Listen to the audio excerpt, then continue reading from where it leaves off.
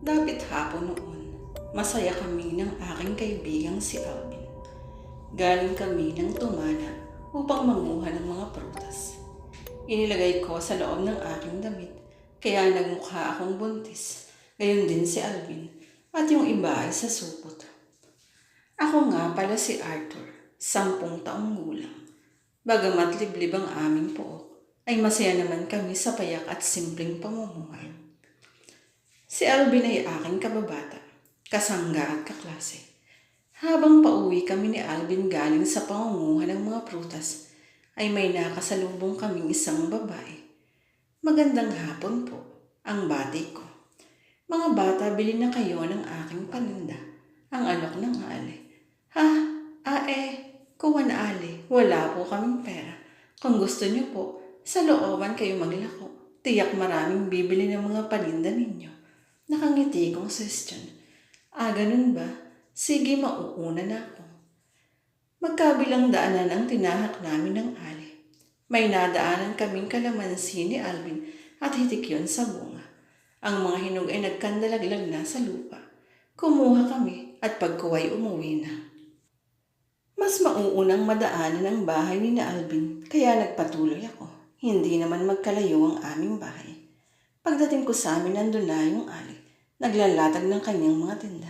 May pansit, adobong baboy, kakanin, minudo at spaghetti. Natakam ako sa pansit, kay daming sahog, maraming atay, karne at mga gulay. Kaya bumili si nanay ng 2 balot. Dahil bihira kami magluto ng pansit, ay kagad akong nagpunta ng kusina upang kumuha ng plato. Idinaan ko sa mesa upang ipatong ang mga prutas na aking nakuha kanina. Agad kong naalala ang kalamansi na masarap ipiga sa pansit. Hiniwa ko yung 5 piraso at kumuha ng plato. Siya namang pagdating ng lola kong albularyo. Tamang-tama, may merienda muna tayo ng pansit. Ko kay Lola Maria. Nakita kong medyo balisa yung ali. Hindi siya mapakali sa kanyang kinauupuan simula nang dumating si Lola. Ay siya sandali at kukuha ko ng pambayad, sabad ni inay. Tumayo ang ali sabay sa lansa ng kanyang mga paninda. Nakita kong tahimik lang si Lola habang pinapakiramdaman ng ali. Ako naman dahil sa natakam sa pansit, yung isinalin sa plato at saka pinigaan ng kalamansi. Narinig kong napamura yung ali sabay palatak habang palakad-lakad sa aming bakuran. Ako na may biglang napaatras nang makitang nag-ibang kulay ng karne. Nangingitim yun at may masangsang na amoy. Ale, baka panis. Hindi na natuloy ang aking sasabihin nang makitang mabilis yung umalis habang tinatawag ni Lola. Paglabas ni nanay, nagtaka yun at bakit daw may kakaibang amoy sa harapan ko. Itinuro ko ang isang platong pansit. Kinuha niya yun at pati yung nasa supot ay itinapon sa malayo. Pagbalik ni Lola ay sinabi niyang bigla daw nawala yung ali pagliko sa malaking puno ng mangga. Mabilis ang bawat galaw. Malamang aswang yun. Gusto yatang manghawa kaya nagtitinda sa liblib na baryo. Kaya ikaw, Arthur, ingat sa pinagkakakain, lalo na inaalok at hindi mo kilala ang nagtitinda. Ang paalala ni Lola Maria. Mabuti na isipan mong pigaan ng kalamansi, anak. Mabuti pa pagsabihan natin ng mga residente dito tungkol sa nangyaring ito upang sakaling magbalik ang ali na yun, alam na nila ang pangontra. Ang wika ni nanay. Kinabukasan pumasok na kami ni Alvin sa paaralan. Bahagya siyang nabahala dahil sa aking siniwalat. Hapon na kami umuwi galing ng eskwela dahil nagkaroon pa kami ng pagsusulit. 3 kilometrong lakaran mula paaralan pauwi sa aming bayo. May tulay pang uuga-uga kong tinatawiran. Sa ilalim may ilog na mababaw lang naman.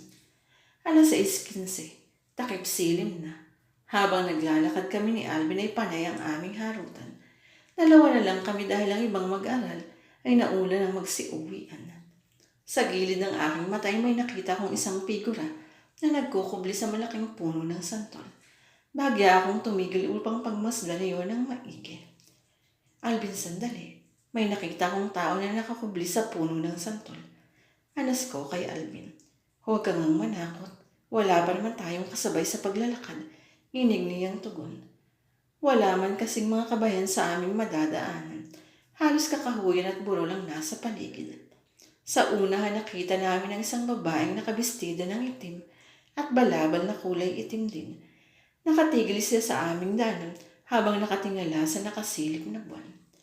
Sumabay pa ang huni ng panggabing hayop. Unti-unti na rin umihip ang malamig na simoy ng hangin. Nakadagdag sa takot namin ang nagkiskisang mga dahon na animoy sumasayaw sa mabining ihip ng hangin. Alvin, tanggalin natin ang tsinelas at ilagay sa ating siko. Sakaling aswang yan, kakaripas tayo ng takbo. Bulong ko kay Alvin sabay abot ng 3 perasong kalamansi na ipinabaon ng aking ina. Kapwa kami kinakabahan habang papalapit sa naturang babae. Nagulantang ako dahil naaninag ko ang mukha niyon, ang nagtitinda. Magandang gabi po, sabay naming bati ni Alvin kahit tinatambol ang aming dibdib sa takot. Napakasangsang ng kanyang amoy. Nalilisik ang mapupula niyang mga mata habang nakatitig sa amin. Nilagpasan namin siya sa aking paglingon. Nakita kong wala na siya. Nasindak ako at biglang nanuyo ang aking lalamunan. Alvin, nawala yung alik. Sabay kaming tumingala sa taas dahil narinig namin ang malakas na pagaspas. Arthur, takbo!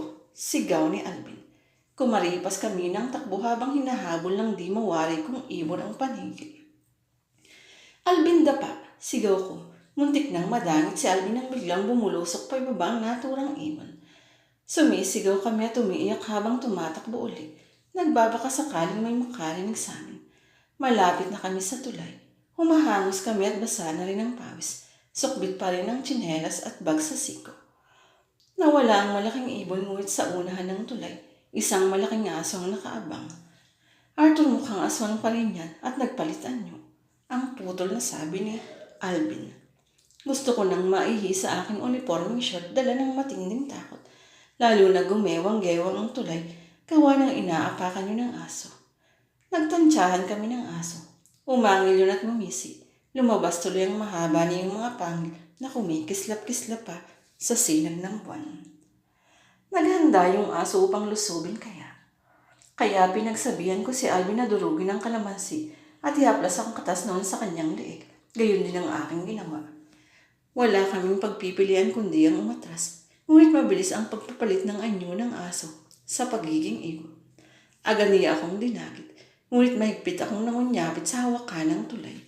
Lumusot pa ang kalahati ng aking katawan sa haring ng tulay kaya nahirapang hugutin ako ng nilalang. Humuni yung ibon, hindi ko mawari kung tik-tik o ik-ik na paniki. Naghiyawan kami ni Alvin. May mga kalmot na rin ako sa braso.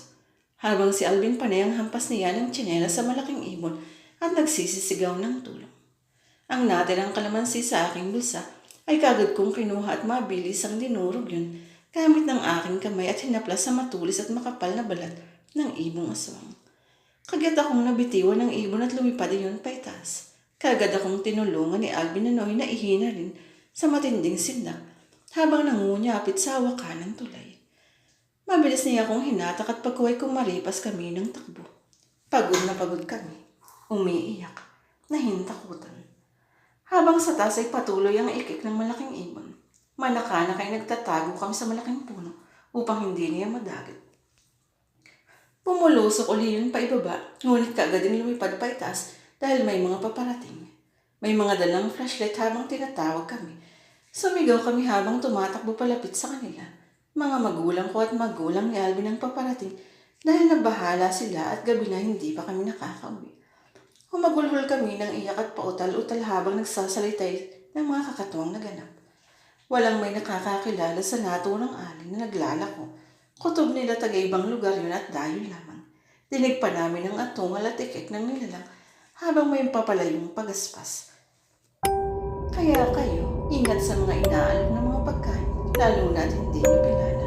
Magbaon din ng kalamansi upang magkaalaman.